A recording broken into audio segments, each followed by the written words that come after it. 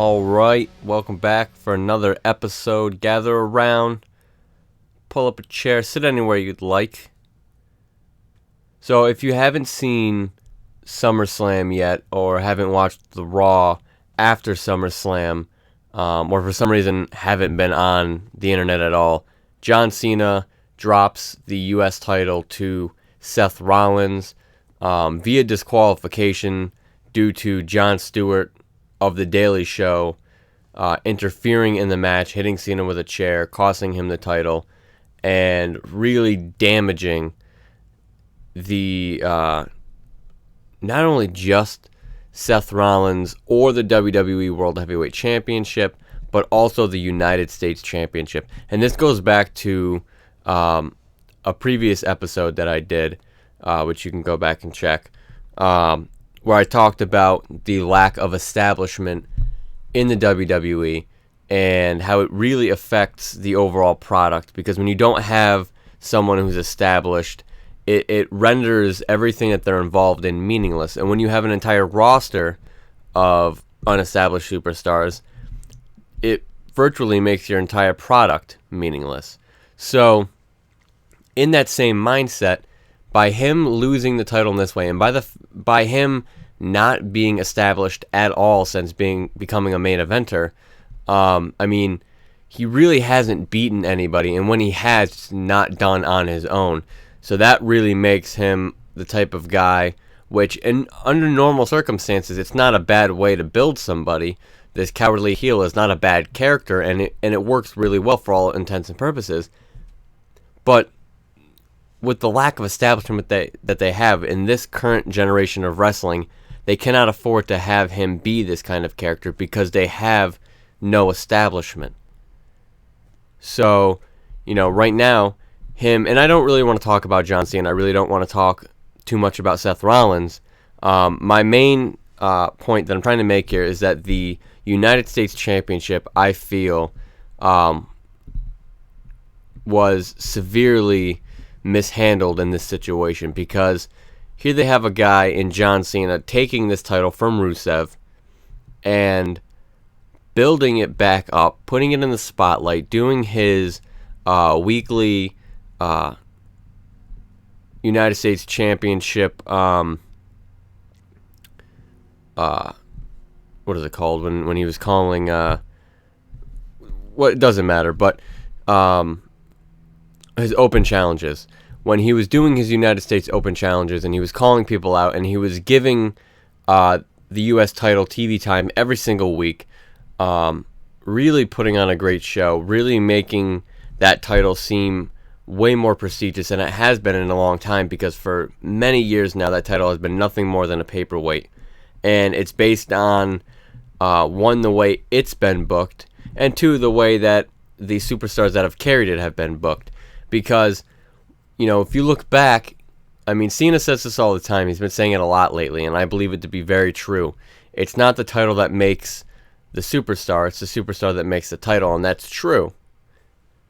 But when a superstar makes a title prestigious enough, it can begin to carry its own validity and not need anybody to validate that it's important. I don't know if that makes sense, but think about the 80s wrestling. You had Hulk Hogan. He was the face of that generation, and whenever he held a title, you knew that title was important because he is holding it. That must mean that title is very important. And whenever someone would beat him, and a good example of this is the Ultimate Warrior taking away the Intercontinental Heavyweight Championship away from him, beating him, that was huge. That was one of the most important moments in that era of wrestling, and even in today, they still talk about it constantly. It's still being talked about.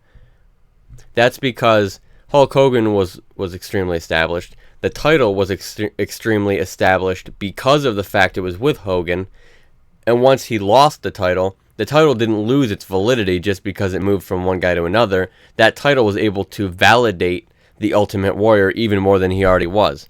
So in that respect, yes, the person has to validate the title, but after that title becomes validated, that title can be used to help validate another superstar. I don't feel like And it's only if that other superstar, beats that person cleanly. I don't really think a title or a person can be validated when he's cheating to win. And it's not a bad character to have, but like I'm saying, in this generation, it's very dangerous, because think about it this way. He's the United States champion, right? If you have somebody come in other than John Cena, and like I said in the other episode, where I talked about establishment, John Cena is really the only guy who's established. When he's holding a title, you know that title means something because he's holding it. When somebody beats him, you know that victory means something because they beat John Cena. You don't have to like him. You can love him or hate him, but you can't deny the fact that he is established. And the problem isn't that he's established, it's that he's the only one that happens to be established. Kevin Owens versus Cesaro. Kevin Owens beats Cesaro. I mean, the match itself was great, but it doesn't mean anything. Neither one of these guys have any ounce of establishment. You cannot establish two guys, or you can't establish a guy by having him beat someone else who's also unestablished. It doesn't work. It can't work. You have to have him beat somebody who's already over so that people can invest themselves in this new guy. When he beat John Cena cleanly, the wrestling world exploded. They were like, oh my God, this guy's legitimate. This is awesome. They really believe in him. And that's the way you have to do this. To have Seth Rollins not only win the title, I would have almost rather had him lose cleanly. That would have been way more respectable for me. And I would have respected the booking decision that way than having him win the U.S. title from John Cena because of Jon Stewart. Now, I feel like that whole situation, that whole scenario, to me didn't really make much sense. I didn't understand. I guess I understand why they did it, but I don't like the fact.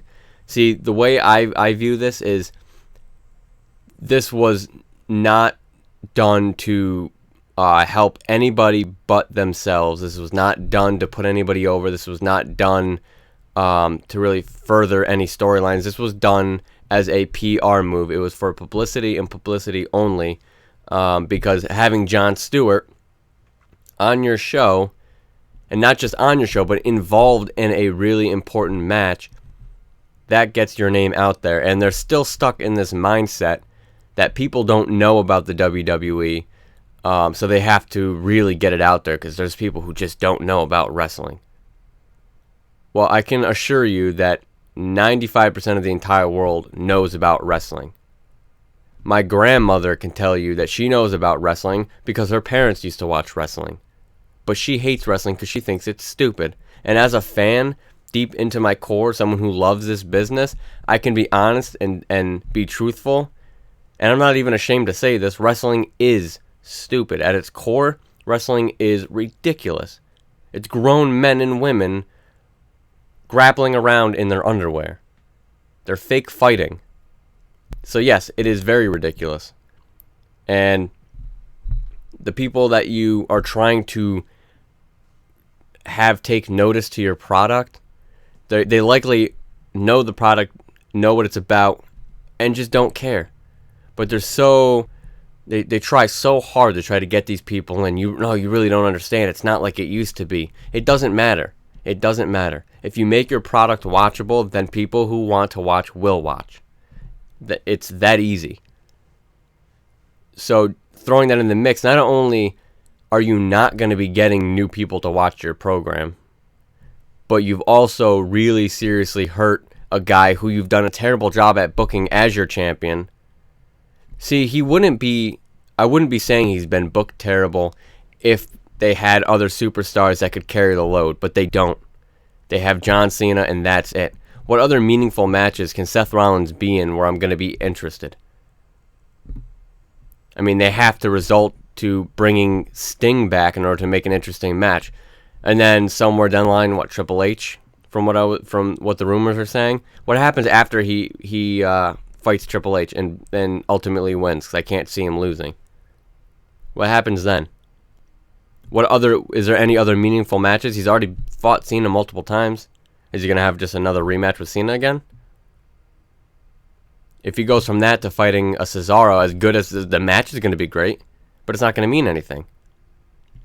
So if somebody comes in, and another great example would be Ryback being the Intercontinental Champion. He won that title by beating out another group of unestablished superstars. His reign has meant nothing because he hasn't beaten anybody. He has no validity as champion because he hasn't done anything. And before he won that title, he did nothing. He was a part of feuds that were dropped. He was part of storylines that meant nothing. And then you give him the title after beating people who really have not been built up properly. Guys who have nothing for me to invest in. And you wonder why nobody cares. It's like you're not giving us fans anything to be invested in. So why would you expect us to be invested? It doesn't make sense. What I'm saying is I think that either they need to have Cena win back this title. As much as that'll make Rollins look bad, they've already kind of dug themselves pretty deep. So they need to have him win this title back if they're planning on keeping it. There's a little bit of a strength in him holding 2 titles, but the fact that neither one of those titles were really won on his own really hurts the fact that he's just been being built on top of garbage after garbage after garbage. He's on a garbage heap right now. He's standing on a pile of crap, and it's unfortunate. There's no validity in him or his character. So him holding this title and not even actually winning it just hurts him even more, and it makes the title look weak. So Cesaro comes in and beats him for the title. I mean, they're not going to do that because he's the WWE World Heavyweight Champion, so what are they going to do? They're not even really focusing on it. He just has it. So instead of degrading this title even more, I would suggest either giving it back to Cena somehow, having him win it, and taking it back, and then dropping it to someone cleanly to help put them over and the title, or dropping it completely out of existence, retiring it from the WWE, and then moving on. Because right now, it's just a paperweight, and that's the way it's been for years. When Ambrose had it, it meant nothing. When Rusev had it, it meant a little bit of something, and then Cena took it, and they were really doing, I thought, a great job at starting to build it back up. And then they do something like this and drop it back to Rollins, and this is nothing against Rollins, but it just seemed pointless, and it really hurt that title. So I would suggest either giving it back to Cena and having him rebuild, and then passing it on to somebody where they can actually do something with it, or just get rid of it altogether, because right now it's meaningless. And to be quite honest, I would almost say the same thing for the Intercontinental Championship at this point, because they're not doing anything with it. I really thought Barrett was doing a decent job. Based on what he's been given to work with, I felt like he did a fantastic job with the title. There were some really interesting things they were doing. They had the what was it there? They had the tournament for the Intercontinental Championship for a while there. They were really putting the spotlight on it. This is when I believe Lesnar had the title and wasn't on TV every week. That actually really benefited these quote mid-card titles. And I don't know, I just feel like they need to either do something with them or do nothing at all, because right now you're simply hurting the prestige of these titles. Intercontinental is my favorite title, and I would hate to see it go, but I honestly think it's almost better at this point to just let them go, because they're not doing anything. They don't mean anything, and it all falls back on my original point of they have to start establishing these titles by establishing the superstars on their roster and not just John Cena. They have to stop worrying about making money, and they need to start worrying more about making this current product more sellable, more buyable. I need to be able to be more invested in your product. You make this product worth watching, and I guarantee you the fans will watch, and then the money will come in because of it. It's that easy. That is probably the simplest way to put it. It's a very simple formula. You follow that, and you're going to be making money. You're going to see you'll see your ratings keep going up, and the fans will be happy. You'll be happy. I just don't understand what's so difficult about that. I'm running into overtime. It's been a little over 15 minutes. So do me a favor. Like, share, and subscribe to The Breaking Point. Join me again here tomorrow morning. Same time, same place. And as always, consider the point broken.